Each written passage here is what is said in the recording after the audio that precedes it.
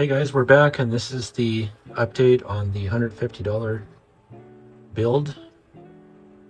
It took me a little while because I was spending a lot of time on the $100 build, which is complete, and you'll see that video below. And I pretty much had everything ready to go for the 150, but nothing was really finalized yet. I just kind of had the parts and it was a little bit in here, but ran into a few problems here. When you last saw, I have the GTX 970, which was so long that it wouldn't fit with the hard drive cage. And I tried to modify it, and I tried, so I just ended up taking it out. So now I have no hard drive cage. And you know that I hate that. I don't want drives sticky to the side of the case or whatever. So my solution is so there's the SATA, there's the hard drive. I need to create some sort of solution. I have a few of these. So these are hard drive cages from another build, a new case where we took them all out. I'm going to see if I can find a way to attach it up here somewhere out of the way so that we can get the hard drive in there and then maybe put the SSD on the back of it, screw it there, and then have both. The other option is I have the Dell adapter. So this is a 3.5-inch adapter that holds two 2.5-inch drives. So I could, instead of using the HDD, I could use a laptop hard drive along with the SSD. Unfortunately, there's not enough in the budget to have dual SSD or one that's even big enough to hold the games. This is a 256. I guess technically I could just put like 2 games on there and not have a hard drive, but people wouldn't really do it that way normally. So we have a mess of cables here.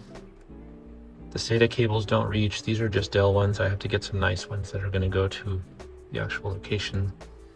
So we have to clean that up. We have right now 12 gigabytes of memory. These are all Dell parts. I finally did remove the whatever that was up there, the thing that was blocking the vent on the top. And there was holes in this little bracket right here, which is removable. And you can put a 120 fan there. So I just used one that I had laying around. And but here's the major problem. I was completely satisfied with this GPU, even though it doesn't perform that well. And it runs about, on the benchmark, 72-ish degrees, which is a little bit toasty, but that's okay. It's at 72 right now, running firmware. It's been running for about half an hour. But here's the problem, major problem. I put the side panel on and it went up to 80. That's way too much. That to me is not acceptable. That was before I put the fan on the top there. I was just using this one because I thought that would be enough. I mean, this is a Dell motherboard. I'm used to doing a Dell Optiplex. This is kind of the same setup I would do in the Dell. And I had the same setup with the 980 Ti. But I don't know why it's so hot. So I said, okay, actually I think it hit 82 at one point. So I said, okay, I'm gonna put the top fan in here and then heat will rise and naturally it'll cool itself down, right? So I put the fan in. This is just on stock settings. And I figured, well, naturally, you know, the air will be drawn in from here. It'll go up, this will get cool, and then it'll go out of the top, right? So I let it run for another half hour and it still was only 79, 78 degrees, and that's still too hot. So we have some work to do. These parts, you know, it all sounded good on paper and I thought I was gonna be done in, you know, a few hours, but when you bundle all of these random parts together, you tend to have issues. The thing is, there's only one fan header here for a chassis fan because it is a Dell motherboard. So you would say, okay, well, put a fan here, put a fan here, and then put a fan here. But I don't want them to all run from that one header because that's going to be a bit much. There's just no, see, it's hot to the touch. This part of the card is just not getting any airflow. So I definitely have to put something here. Now that this is gone, I wonder if I should just drill some holes or cut a hole or something and put a second fan here. Like modern cases, you know, they have the 2 or 3 front fans. So we could have 2 120s, one here, one here. We would then just let the top vent naturally, and then maybe just have the 92 exit fan. Problem is, that's gonna be 3 fans, so that's gonna cut into the budget. And I would have to use, I think,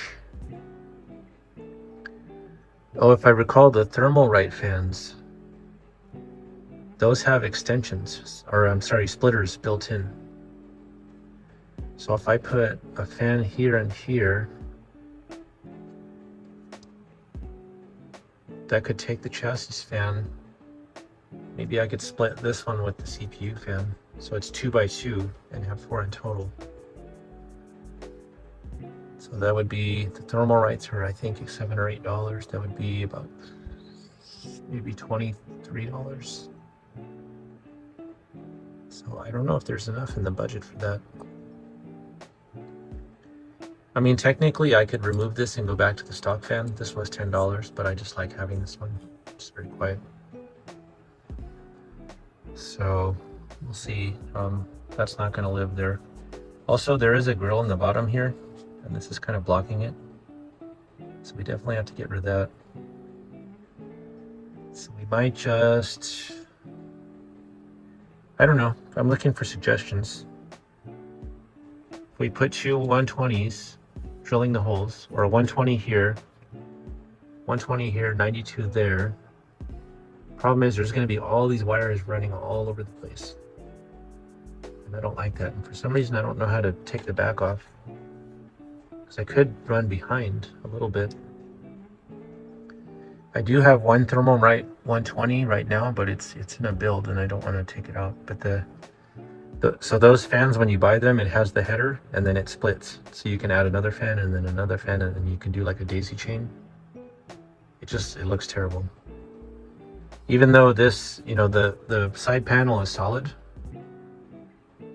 so nobody would ever see it anyway. But the thing is, in this challenge, there are points for appearance. So we do have to look at how it looks with the side panel off. So that will be an issue, but yeah, we're almost there. I mean, the computer works great.